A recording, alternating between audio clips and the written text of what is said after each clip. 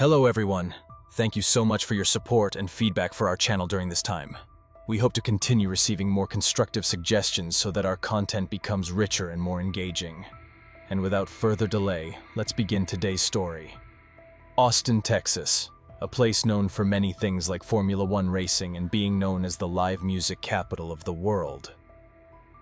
But on March 11th, 2022, this place became scary and terrifying for many people when talented athlete Moriah Wilson was shot and killed with multiple gunshot wounds. The search for Moriah Wilson's killer quickly began and drew significant public attention.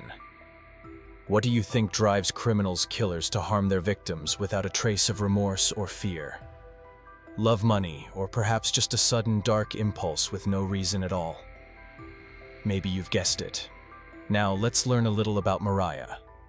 Her real name was Anna Moriah Wilson, born on May 18, 1996 in Littleton, New Hampshire. Her father, Eric Wilson, was once a member of the U.S. ski team in 1977, and her mother, Karen Wilson, was a cycling instructor. With such a family background, Moriah was oriented toward an athletic career from an early age. Her family moved to Kirby, Vermont, home to big mountains and high schools specializing in training young athletes. Her father also worked as a ski coach at Burke Mountain Academy, a private high school in East Burke, Vermont. It's no surprise when talking about this school famous for producing athletes, especially in alpine skiing on the slopes of Burke Mountain. From a young age, Moriah and her brother Matthew were talented skiers and studied at the same school where their father once worked. Moriah was especially believed to have inherited her athletic genes from her parents. She wasn't just a talented skier, but also the captain of her soccer team. Moriah Wilson was a young woman passionate about soccer and gravel racing. She quickly became a winner in races. But that bright future was cut short on May 11, 2022 in Texas. On that fateful day, Moriah was found unconscious in the bathroom of a friend's house, bleeding heavily from her head and chest with no signs of life. This was no accident, and there was no reason to think Moriah had ended her own life. Police discovered she had been shot in the head and abdomen right there in the bathroom. Her friend tried to call for emergency help and reported the incident. But by the time officers arrived, it was too late. Moriah had died. After graduating college, Moriah didn't choose a career in engineering but decided to pursue sports. Within just 2 years, she had become a famous cyclist, climbing the rankings and surpassing many established professional riders to step onto the podium. Moriah decided to pursue professional cycling and saw remarkable growth within the racing community. So what could have led a girl like Moriah, smart at Dartmouth engineering graduate in 2019, to such a tragic end? To pursue the path she chose, Moriah seized opportunities to make friends and seek sponsorship. Among them was Colin Strickland, a 35-year-old cyclist. Moriah and Colin quickly grew close. Both had gone through heartbreak and met in Austin, Texas in October 2021. Colin and Moriah began a relationship while Colin was still recovering from his previous breakup. However, the relationship didn't last long because Moriah returned to California while Colin stayed in Austin and started dating a yoga instructor and real estate agent, Caitlin Armstrong, 34. While Colin had a new relationship with Caitlin, he and Moriah remained friends and active members of the cycling community. Caitlin, however, was always uneasy about their closeness, even though they were just friends and colleagues.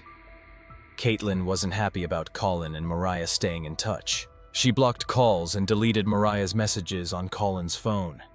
Yet Colin didn't seem willing to handle the situation properly. He hid Moriah's number under another name on his phone to avoid conflict with his girlfriend, while still wanting to keep his friendship with Moriah. This was a mistake on Colin's part. It gave Caitlin reasons to be suspicious and added more problems to their relationship. Instead, Colin should have been straightforward with Caitlin to resolve things better, saying something like, "Moriah is just my friend, nothing more, and I won't stop talking to her." Or he could have cut off contact entirely to make Caitlin happy. In January 2022, both Moriah and Colin joined a cycling event in Arkansas. By then, Colin and Caitlin were already in a relationship. Mariah seemed unaware of Caitlin's feelings and didn't realize that her friendship with Colin was causing issues. Although there hadn't been any fights or scenes of jealousy, the atmosphere grew unbearably tense. After that incident, Mariah sent a message to Colin to check in on him. But the exchanges between him and Caitlin Armstrong left Mariah confused and unsettled. She wanted to get back together with Colin, but he may have been the one creating misunderstandings for both women. It's possible he lied and was trying to keep relationships going with both Caitlin and Mariah at the same time. Things worsened for Mariah when she discovered that Colin and Caitlin were romantically involved. Caitlin became furious, even going so far as to say she would kill Mariah, though that may have just been words spoken in anger. Caitlin realized that Colin had been deceiving her, continuing to see Mariah as proven by his frequent presence at cycling events with her. Once Mariah understood the truth about his relationship with Caitlin, the situation became even clearer. Colin had even hidden his communications with Mariah under a fake name in his phone, giving Caitlin more reason to suspect he was cheating. While many might have reacted recklessly in such a situation, Caitlin managed to keep her composure for quite some time. On May 10th, Mariah's trip set the stage for the next wave of tension in this story. Mariah traveled to Austin for a gravel cycling event called Gravel Locos and stayed at a friend's house. Colin had plans to go swimming with her on May 11th around 5:30 p.m., a meeting he didn't mention to Caitlin. Colin met up with Mariah and the two went swimming at Deep Eddy Pool as planned, then had dinner at Pool Burger. He dropped her off at her friend's place at 8:37 p.m. and texted Caitlin saying he had just delivered flowers to a friend's house. Since there was no sign that Mariah was in any danger, Colin headed home without waiting to make sure she got inside safely. Meanwhile, Caitlin suspected that Colin was lying and didn't believe his story about visiting a friend. She used the Strava app to track the whereabouts of both Colin and Mariah. Strava is typically used for planning workouts and sharing cycling or running routes, but it can also be used to track someone's location in real time. Shortly after, a 911 call came in requesting an ambulance. Police rushed to the scene and discovered a shocking crime at Mariah's friend's house. They also noticed her bicycle was missing, though there weren't any clear signs of theft.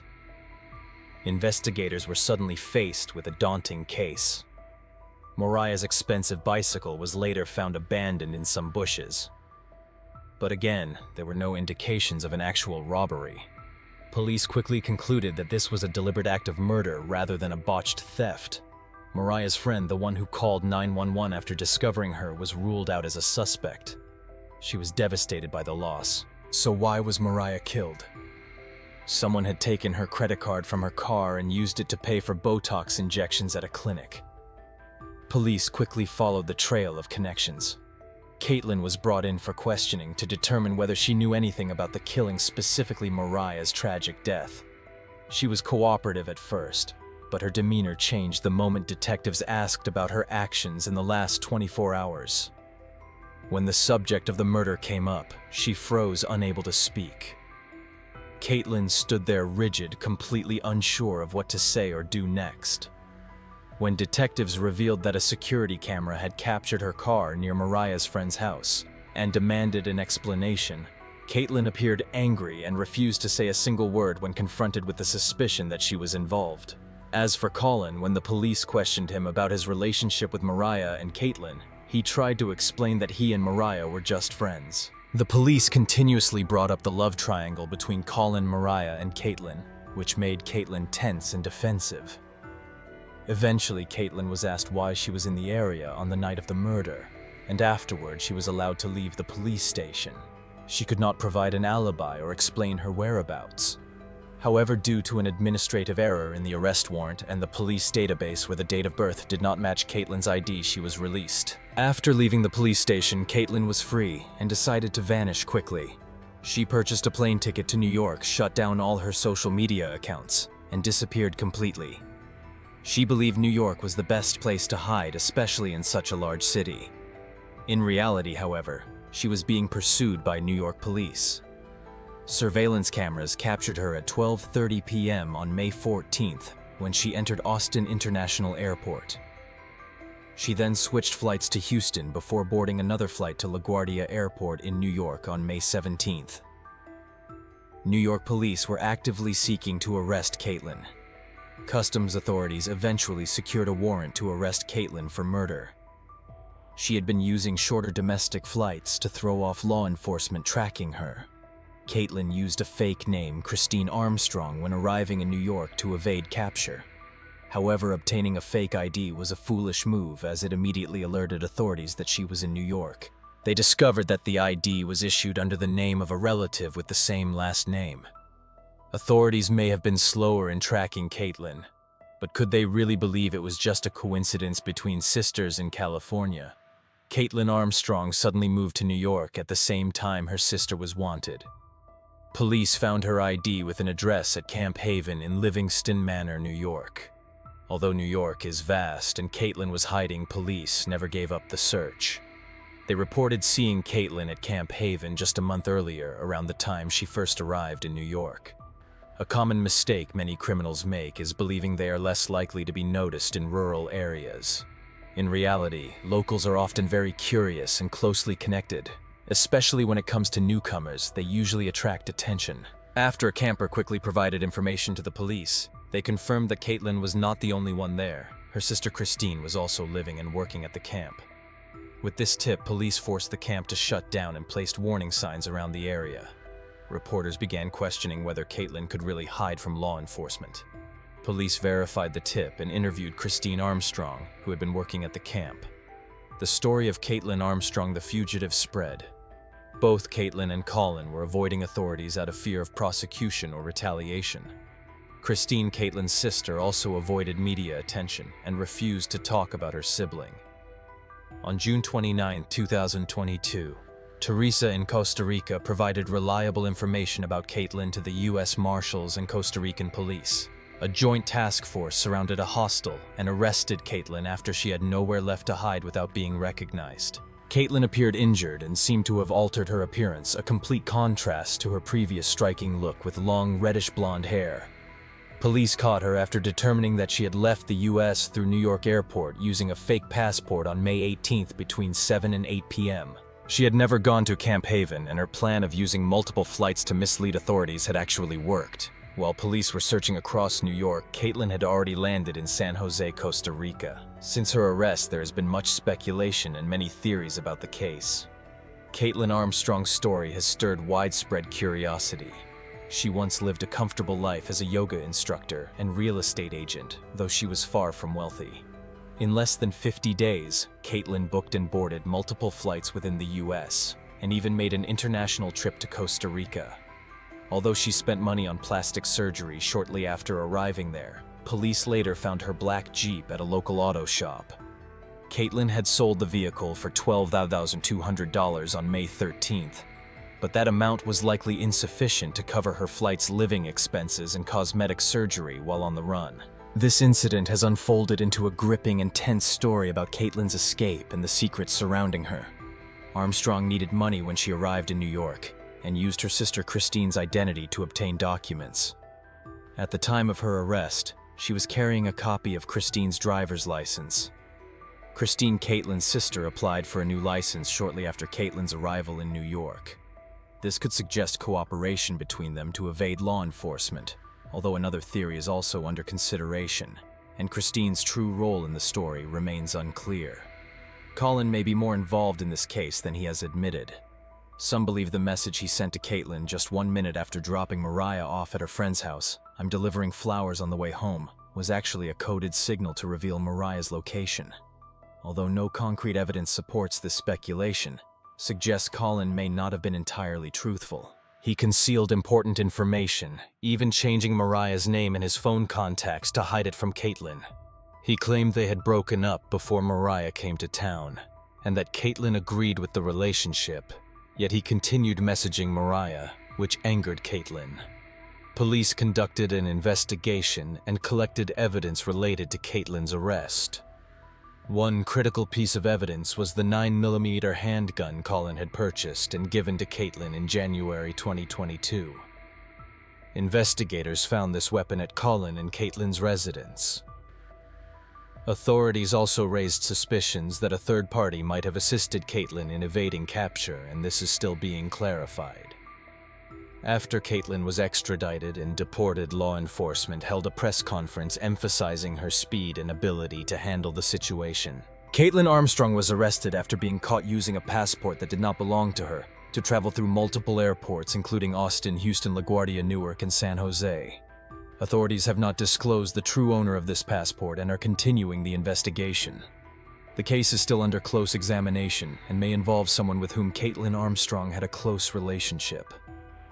On July 21, 2022, Caitlin appeared at her first court hearing via Zoom, where she pleaded not guilty to charges of evasion and theft. She was required to post a bail of $3.5 million for the first charge and $3,500 for the second. In October 2022, she attended her second court hearing to determine whether she could be released while awaiting trial by jury. All possible options were discussed, including a plea deal. Caitlin Armstrong faced murder charges and chose to proceed to trial, maintaining that she was innocent. She remained in Travis County Jail awaiting trial because her attorney argued that prosecutors lacked sufficient evidence to convict. Caitlin's lawyer claimed that inexperienced officers had mishandled a lead about her ex-boyfriend, and further alleged that Caitlin and Colin's home had been vandalized on the night of the murder. They demanded answers as to why this homicide was not properly investigated and who else might have committed the crime. They argued that police incompetence plagued the handling of the case, and that Caitlin was being prosecuted in the media based on misinformation from law enforcement and inaccurate statements about her.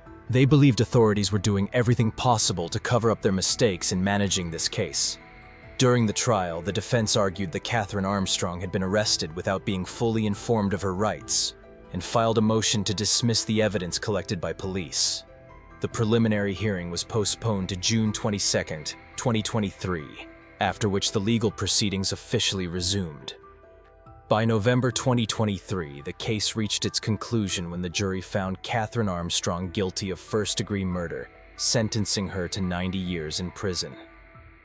Mariah's case has left many unanswered questions, including whether Catherine acted alone or if Colin was involved.